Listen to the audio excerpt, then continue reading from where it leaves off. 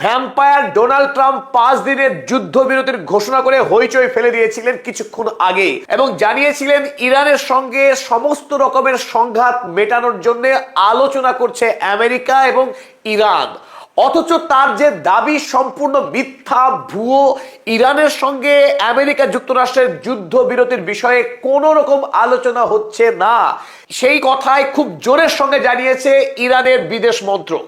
Iran যখন বেধড়ক মাস শুরু করেছে মধ্যপ্রাচ্যে এবং ইসরায়েলে, এই বারের ধাক্কায় বেসামাল হয়ে গিয়ে ডোনাল্ড ট্রাম্প চাইছে এখন যুদ্ধবিরতি।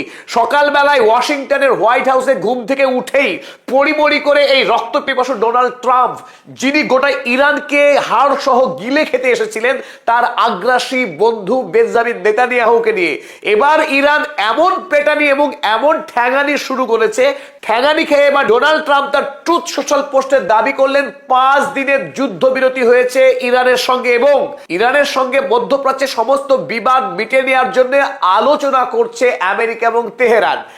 আর ডোনাল্ড ট্রাম্প যে বিশ্বের সবচেয়ে কুখ্যাত মিথ্যাবাদী সেটা সবাই জানে।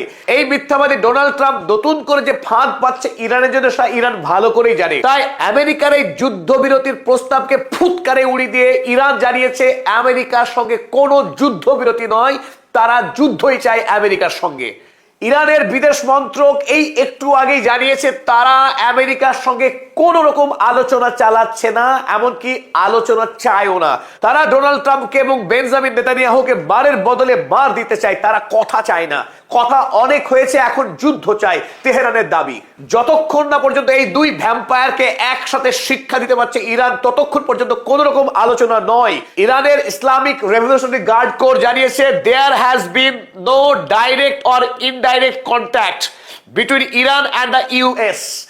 আমেরিকা এবং ইরানের সঙ্গে কোনো প্রত্যক্ষ বা পরোক্ষ আলাপচারিতা চলছে না এই মুহূর্তে।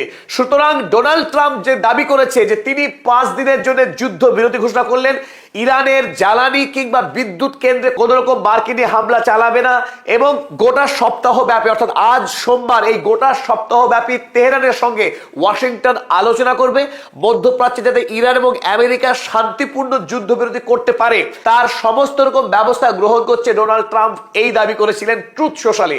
তার এই দাবিকে ভিত্তিহীন মিথ্যা বলে ইরান তো উড়িয়েছে, বরং যুদ্ধবিরতির জন্য 6টি অতি ভয়ঙ্কর শর্ত চাপিয়েছে ইরান। অপরদিকে স্ট্রেট অফ হরমুজকে সম্পূর্ণ রাষ্ট্রীয় নিয়ন্ত্রণে এনে ইরান দাবি করেছে হরমুজকে তারা সম্পূর্ণ রাষ্ট্রীয় অঙ্গ হিসেবে ঘোষণা করতে চলেছে এই মুহূর্তে। ইরানের তৈরি এই 6টি শর্ত কি তা আপনাদের সামনে আমরা হাজির করছি এই ভিডিও শেষে।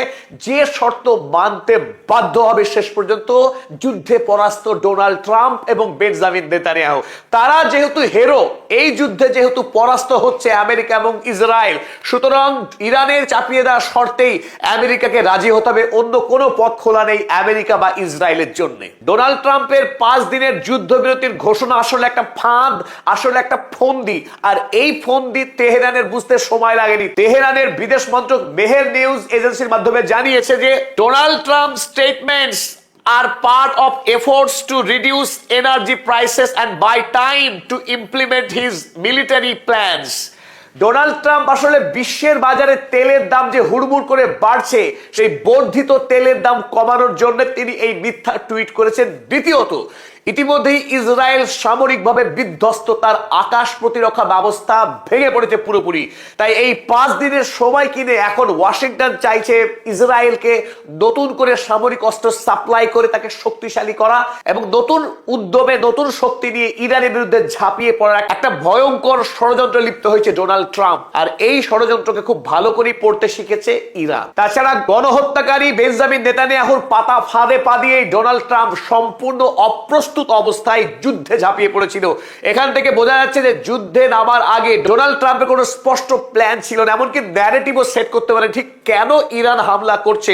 সেই ইরান হামলার পশ্চাতে আমেরিকার কাছে ডোনাল্ড ট্রাম্পের কাছে কোনো যুক্তিগ্রাহ্য কারণ কিন্তু ছিল না।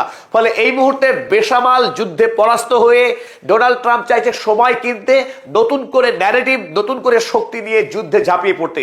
তাই তেহরানের পক্ষে জানানো হয়েছে যে yes there are initiatives from regional countries to reduce tensions. যুদ্ধ বন্ধ করা নিয়ে আমেরিকার সঙ্গে কোনো আলোচনা হয়নি ইরানের। তবে প্রতিবেশী রাষ্ট্রগুলো ইরানের কাছে অনুরোধ করেছে যুদ্ধ থামাতে, কিন্তু সেই ক্ষেত্রে তেহরান খুব মজার কথা বলেছে। And our responses to all of them is clear. প্রতিবেশী রাষ্ট্রগুলোকে ইরান স্পষ্ট জানিয়েছে, দ্ব্যর্থহীন ভাষায় জানিয়েছে, We are not the party that started this war. ইরানের কথা খুব পরিষ্কার যে আমরা এই যুদ্ধ শুরু করিনি, এই যুদ্ধ শুরু করেছে আমেরিকা এবং Israel. And all these requests should be referred to Washington. যুদ্ধ বন্ধের অনুরোধ দিয়ে যারাই আমাদের কাছে এসেছে প্রত্যেককে আমরা বলেছি সোজা ওয়াশিংটনে যেতে, যুদ্ধ বন্ধের আবেদন সেখানেই করতে, তেহরানে নয়। কারণ এই যুদ্ধের জন্য তেহরান দায়ী নয়, দায়ী ওয়াশিংটন, দায়ী তেল আবিব। ইসরায়েল এবং আমেরিকা ষড়যন্ত্র করে আন্তর্জাতিক আইনকে গুড়িয়ে একটি স্বাধীন সার্বভৌম রাষ্ট্রে আক্রমণ করেছে এবং সেই রাষ্ট্রের যে সর্বোচ্চ নেতা আয়াতুল্লাহ আলী খামেনি সহ 30 জন নেতাকে খুন করেছে আন্তর্জাতিক আইনকে বলি দিয়ে। তাই ইরান এই যুদ্ধ বন্ধ করবে না যতক্ষণ না পর্যন্ত ডোনাল্ড ট্রাম্প পরাজয় স্বীকার করছে এবং ইরানের কাছে ক্ষতিপূরণ দিচ্ছে। যতক্ষণ পর্যন্ত ইরানের দেওয়া 6টি শর্তে আমেরিকা রাজি হচ্ছে এবং স্বাক্ষর করছে, ততক্ষণ পর্যন্ত ইরান এই যুদ্ধ চালিয়ে যাবে। আসুন এবার দেখে নেই ইরান আমেরিকা যুক্তরাষ্ট্রকে কোন 6 শর্ত দিয়েছে। শর্ত নম্বর 1, গ্যারান্টিজ অফ নন রিপিটেশন। গত দুবার আলোচনার মাঝে যেভাবে আমেরিকা যুক্তরাষ্ট্র শর্ত ভেঙে ইরানকে আক্রমণ করেছে সেই ঘটনার পুনরাবৃত্তি হবে না।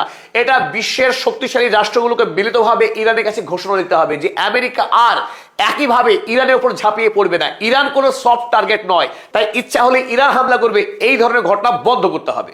নাম্বার 2, এবং আমেরিকার জন্য আত্মহত্যা শামিল দাবি। Closure of US bases.